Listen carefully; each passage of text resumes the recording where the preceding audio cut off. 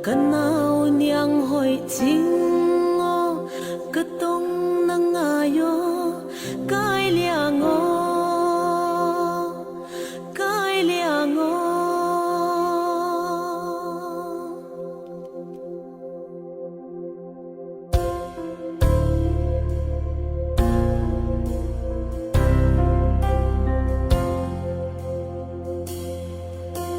Sumle asa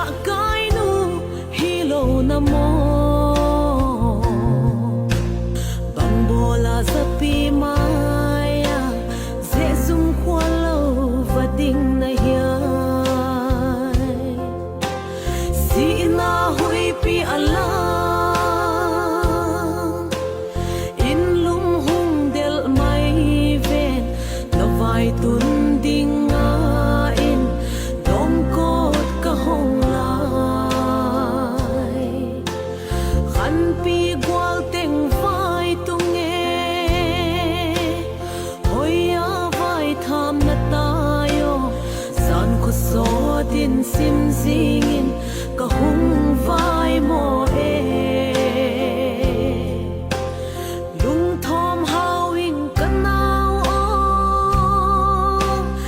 in hung chia ta no chin hung ko ko ing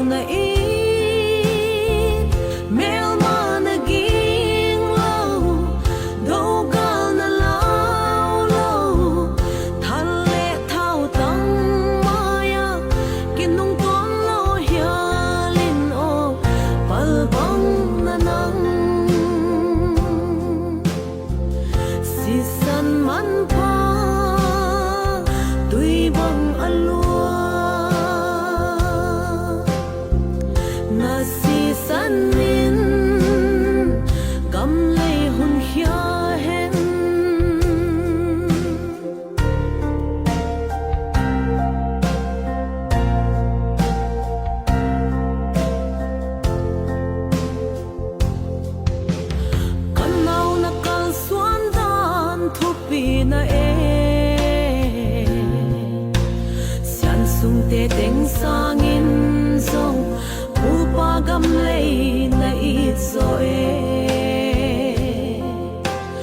tunun akham so lo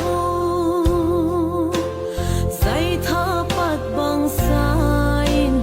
gal phwa lam manoin pei phung na suan ta